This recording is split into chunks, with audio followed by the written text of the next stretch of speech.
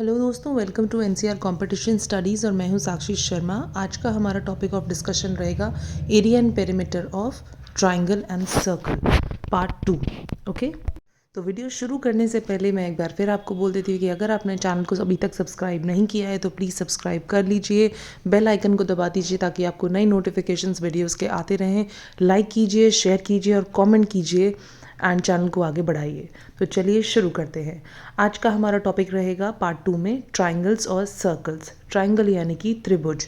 ठीक है, अब त्रिभुज के सबसे पहले हम देखेंगे कि उसकी कितने प्रकार होते हैं, किस किस आधार पर। पहला आधार यानी कि first base would be sides यानी कि भुजा। भुजाओं के आकार पर त्रिभुज कितने तरीके के होते हैं?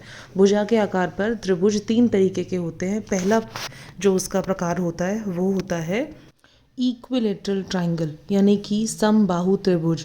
यह उस प्रकार का त्रिभुज यानी कि ट्राइंगल होता है जिसके तीनों साइड्स और तीनों एंगल्स बराबर होते हैं।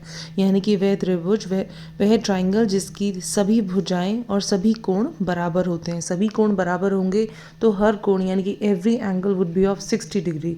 हर एक कोण 60 डिग्री के बराबर होगा क्योंकि इस ट्राइंगल का पूरा सम होता है 180 डिग्रीज। ठीक है, 180 degree total sum of triangle होता है एंगल्स का, तो इस वजह से।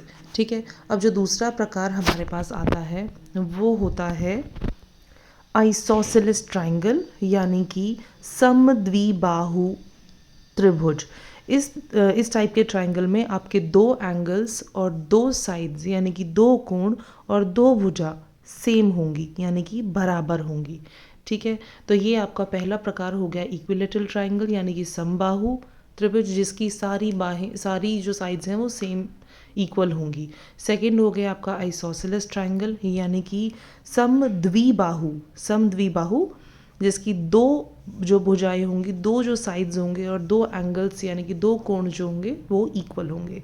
तीसरा हमारे पास आता है विषम बाहु। विषम मतलब डिफरेंट, जिसका सब कुछ डिफरेंट होता है, उसे हम बोलते हैं विषम बाहु triangle which has all sides and angles unequal. ठीक है, जो कि तीनों साइड्स और उसके तीनों एंगल्स जो होते हैं वो अनईक्वल होते हैं।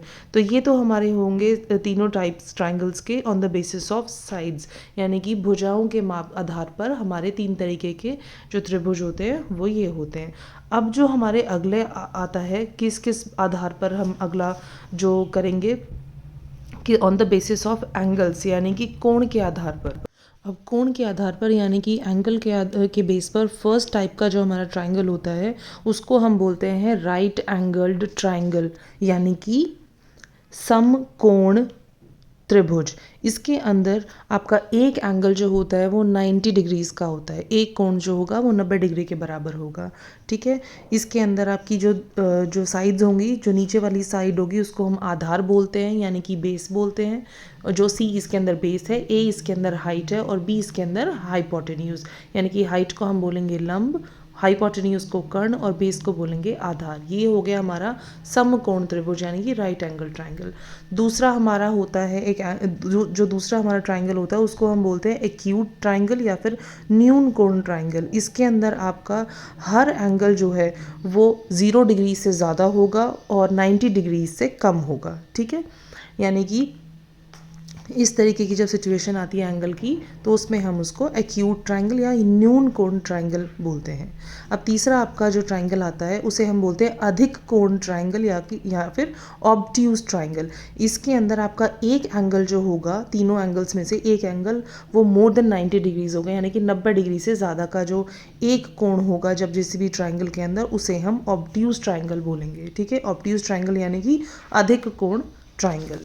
अब अगला हमारा आता है क्षेत्रफल यानी कि एरिया एंड पेरीमीटर। पेरीमीटर यानी कि परिमाप, त्रिभुज का परिमाप, और एरिया ऑफ ट्राइंगल यानी कि क्षेत्रफल। अब इन दोनों को हम कैसे निकालते हैं? सपोज कीजिए आपके सामने ये ट्राइंगल है। ठीक है, अब इसकी जो साइज दी हुई है हमें ABC, इसका हम एरिया कैसे निकालेंगे? इसका हम एरिया निकालेंगे under root of S bracket में S minus A, S minus B and S minus C। यहाँ पे S जो है वो क्या है? आपका सेमी पेरीमीटर है यानी कि अर्ध परिमाप। और अर्ध परिमाप कैसे निकाला जाएगा? S is equals to A plus B plus C by 2, क्योंकि ये अर्ध परिमाप है तो इसीलिए बाई 2 कर देंगे। और अगर पूरा पेरीमीटर निकालना होगा तो A plus B plus C हो जाएगा आपका। तो ये आपका हो गया एरिया ऑफ ट्राइंगल। अब जो राइट ट्राइंगल होता है उसका क्या फॉर्मूला होगा आपका, half into base into height, यानी कि हाफ गुणा में आधार और गुणा में ऊंचाई। ये जो होगा आपका, ये राइट ट्राइंगल का आपका फॉर्मूला होगा। अब इसके अंदर मैंने आपको बता दिया है कि बेस कौन सा होता है, हाइट कौन सी होती है और आपकी ऊंचाई कौन सी होती है, ठीक है। और अब परिमाप कैसे निकालेंगे, किसी भी चीज़ का परिमाप आपको मैंने पहले ही बताया, एक सर्कल को छोड़ करके, वृत्त को छोड़ करके सभी भुजाओं के जोड़ को हम बोलते हैं sum of all sides is known as perimeter, यानी कि इसमें a plus B plus C आपका क्या हो जाएगा, sum of all sides that is perimeter. Hope clear है आपको। अब आपके सामने क्वेश्चन सॉल्व करते हैं। एक ट्राइंगल दिया हुआ है जिसकी साइड्स ए बी सी दी हुई है हमारे पास 8 सेंटीमीटर, 3 मीटर एंड 9 मीटर। अब इसके अंदर हम पहले इसका एस निकालेंगे। एस का फॉर्मूला में पुट करने के बाद हमारे पास वो आ गया है 10। एरिया का फॉर्मूला निकालेंगे, उसके अंदर पुट करेंगे वैल्यूज़ को, ये आ जाएगा आपका √140, 11.8 मीटर स्क्वायर आपका आंसर। एक और आपके पास एग्जाम्पल दिया हुआ है, एक ट्राइंगल है जिसकी साइज दी हुई है आपको 5 सेंटीमीटर, बी सी दिया हुआ है 9 सेंटीमीटर एंड ए सी दिया हुआ है 8 सेंटीमीटर। एस यानी कि हम सेमी पेरीमीटर अर्ध परिमाप कैसे निकालेंगे, a प्लस बी प्लस सी, यानी कि 5 प्लस 9 प्लस 8/2, 22/2 आपका आ गया 11, ठीक है। अब एरिया का फॉर्मूला क्या था, under root of S minus A S minus B into S minus C. Values put करेंगे हम इसके अंदर, 11 ब्रैकेट में 11 minus 5, 11 minus 8 and 11 minus 9 which is equals to 11 multiplied by 6 multiplied by 3 and multiplied by 2 which is equals to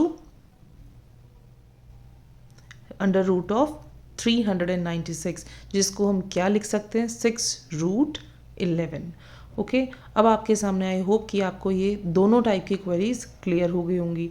अब next जो आपको query दूंगी वो बताती हूँ आपको, राइट एंगल ट्राइंगल का अगर हमारे पास आ जाता है तो कैसे करेंगे उसको सॉल्व। अब सपोज कीजिए हमें एक राइट एंगल ट्राइंगल दिया हुआ है जिसकी हमें ए बी सी साइड्स दी हुई हैं 7 meter, B is equals to 6 meter and C is equals to 3 meter. अब एरिया यानी कि क्षेत्रफल का क्या फॉर्मूला था, half into base into height, तो क्या आ जाएगा आपका हाफ इंटू 3 इंटू 7, तो आपके पास which is equals to 21/2, 10.5 metre square आपका आंसर आ गया है। ओके, अब हम नेक्स्ट उठाते हैं टॉपिक सर्कल का। सर्कल को क्या हम कहते हैं, वृत्त। इसके अंदर हमें 2-3 चीज़ें देखनी होंगी। एक छोर से दूसरे छोर तक अगर हम इसको मेजर करेंगे तो वो होता है हमारा डायमीटर यानी कि व्यास। और अगर हम इसके सर्कल के सेंटर से लेकर के उसको आखिरी छोर तक टच करेंगे तो एक बनता है रेडियस यानी कि त्रिज्या। अब जो डायमीटर होता है वो क्या होता है, रेडियस का दुगना, त्रिज्या का दुगना। तो d is equals to 2r या फिर r is equals to d/2।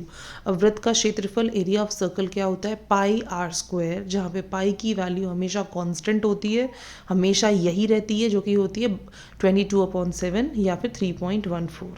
अब वृत्त का परिमाप या फिर परिधि और सर्कमफ्रेंस ऑफ सर्कल क्या होता है, 2πr। कंफ्यूज नहीं होना है इसके अंदर।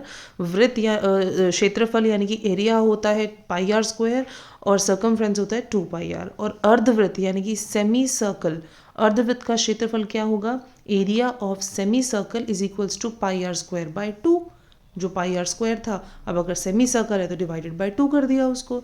इसी तरीके से सर्कमफ्रेंस यानी कि परिधि क्या होगी, अर्धवृत्त यानी कि सेमी सर्कल की परिधि क्या होती है हमारी सेमी सर्कल्स की, πr + 2r, ठीक है। तो r को हम बाहर निकाल लेंगे तो π + r ब्रैकेट में π + 2 हमारा आंसर आ गया, ठीक है। अब इसके न्यूमेरिकल्स करते हैं हम। सपोज कीजिए आपको एक सर्कल दिया हुआ है जिसका डायमीटर आपको दिया हुआ है 10 मीटर्स, यानी कि व्यास आपको दिया हुआ है 10। तो रेडियस यानी कि त्रिज्या आप कैसे निकालेंगे, d/2 इज इक्वल्स टू 5 आपकी त्रिज्या आ गई। अब एरिया यानी कि क्षेत्रफल क्या होगा इसका, πr², वैल्यू पुट करेंगे, पाई की वैल्यू पुट करेंगे और 5 × 5 मतलब स्क्वायर हो गया 5 का। तो क्या आएगा आंसर आपका, 22/7 × 25 is equals to which comes to, solve कीजिए साथ साथ, 550/7 is equals to 78.5 meter square, ठीक है जी। अब अगर इसका हमें सर्कमफ्रेंस यानी कि परिधि निकालनी होती तो कैसे करते, अब अगर हमें परिधि निकालनी होती तो परिधि का फॉर्मूला सूत्र क्या बताया था मैंने आपको, 2πr। वैल्यूज पुट करेंगे, 10 × 22/7 is equals to 220/7, 31.3 meter square. Hope आपको आज का पार्ट 2 का वीडियो बहुत पसंद आया होगा, तो प्लीज़ लाइक शेयर सब्सक्राइब कर दीजिए और फॉलो कीजिए NCR कॉम्पिटिशन स्टडीज़ को फर्दर कॉन्सेप्ट्स के लिए मंडे, वेडनेसडे एंड फ्राइडे को।